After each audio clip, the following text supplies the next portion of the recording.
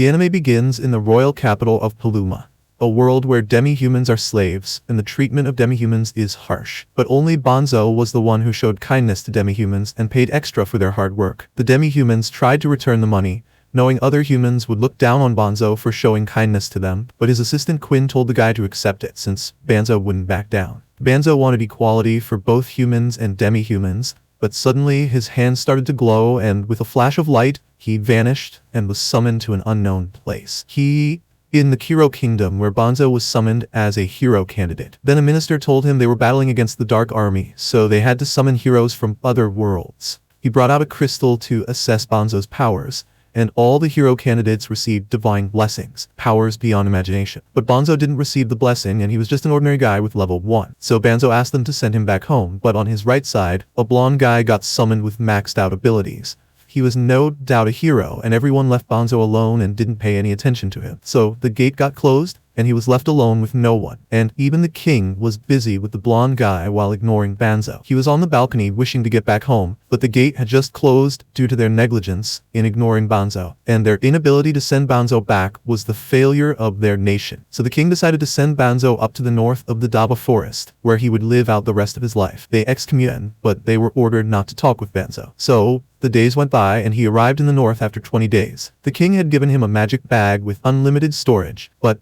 before leaving, the lizard warned him that a dark army lurks in this forest, so he must stay alert. With that, he left Banzo, and Banzo was relieved that the magic bag worked the same as in his world. He had many things for survival, but he brought out a shiny sword first. Some slimes came out, but they looked harmless. He was wrong though, but with just a few hits, the blade reached its limit. Then a window showed Banzo had just leveled up, and his stats had no number in them. Banzo didn't know about this symbol, but it meant he gained an infinite cheat skill system. After that, his AI magic system warned him that his magic bag was enchanted with a monster luring location tracking spell, which explains why those slimes attacked him. It was the king's doing. He wanted to kill Banzo by pulling these dirty tricks. So, the system suggested the removal of the spell, and Banzo agreed. Instead of getting angry, Banzo thought of exploring the woods, but the system warned him of the malice ahead. Malice here is a gaseous thing that comes out of demons, so the system wanted to purify the forest. Banzo told the system to go right ahead, and with a big surge of divine power, wait to see their reaction when they see Banzo. After a while, the level up notifications finally stopped at level 367, but he still doesn't get the symbol of infinity, so he told the system to hide such notifications from now on. So the system showed him the shape-shifting magic and turned him into a girl, but Banzo was proud of his gender, so he reverted back to his original form. Instead, he changed his looks and now he wanted to go to a town. The system suggested using teleportation magic, and with it, Banzo returned to the capital.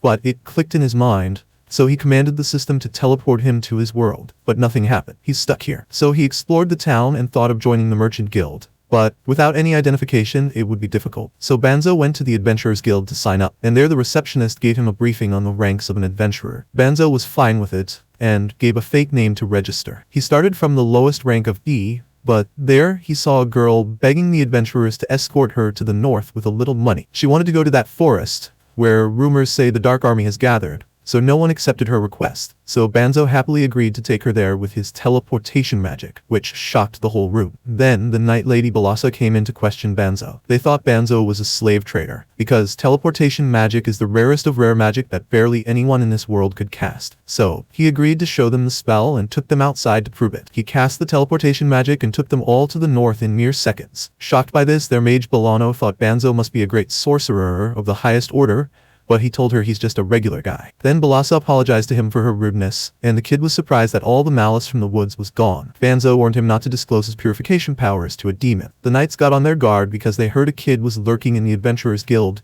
to escort her to Daba Forest, but whenever someone helped her, they vanished. After that, she showed her true colors at last. She was a demon of a high level and turned into a wolf. Her just observed as her brother ordered, but now she wants to kill all of them.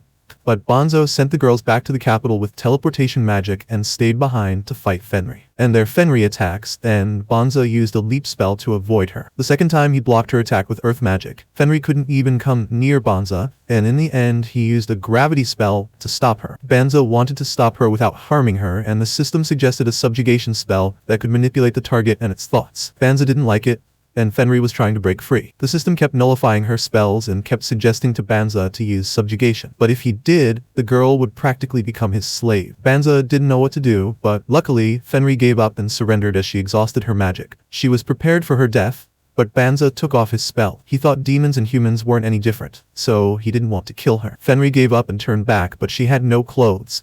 So Banza gave her a cloak and asked her not to fight humans and return home. He pulled out some clothes from his inventory, but Fenri passed out. She was just exhausted. So Banza set up a camp and was thinking about how others saw him when he mentioned the teleportation spell. There, Fenri woke up and saw Banza outside. So she came out wearing the clothes Banza gave her. She vowed to Banza that she wouldn't attack humans without any reason, wanting to repay him with her life. She was happy to be used as a slave as long as she could stay by his side. Banza didn't want to own people, so Fenri gave him puppy dog eyes to torture him. But Banza didn't give in. Fenri felt like she had no reason to live anymore, and that finally convinced Banza to let her follow him. At the royal castle, the maxed out hero came back with a shameful defeat in his first fight, having lost the majority of his troops. The king asked him what happened, and the blonde hero blamed the knights, saying they lacked discipline. He claimed that when the monsters showed up, the soldiers panicked and broke formation, but he saved as many knights as he could, so the king should be grateful. In reality, he had been at the back during the fight, and when the monsters showed up, he was the first to run away, blaming the knights afterward. Despite his maxed out stats,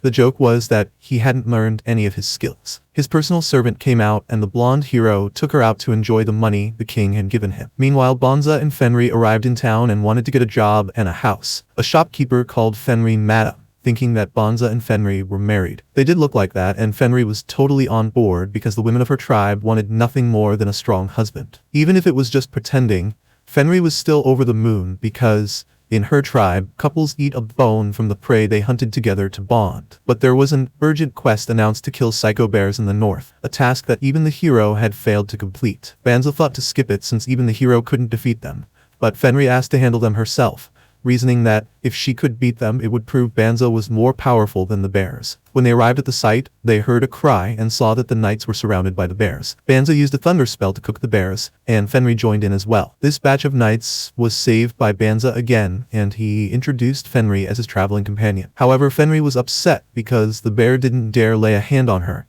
and it surrendered. Fenri had the idea to keep it as a pet. Others were scared because the terrifying bear was tamed by the two of them. They went to an inn and got to know each other better. The knights asked Banza to train them because, apparently, the hero was throwing a tantrum and refused to fight until the knights became stronger. The king had ordered the knights to get stronger to join the hero, and Barisa and her knight friend wanted to get stronger too. However, Banza wasn't sure because he depended on the system. Fenri didn't like the idea of having women around, but Banza told them he wanted to live comfortably with his wife to avoid them. Fenri changed her tune after hearing that and said it was fine for Banza to train them, so Banza agreed. Away from there, the demon general Yims reported the demon king that Frey's force near Delay Forest had been wiped out by a random person, which piqued the demon lord's interest. He ordered them to bring him the person, no matter what. And that's where episode 2 ends.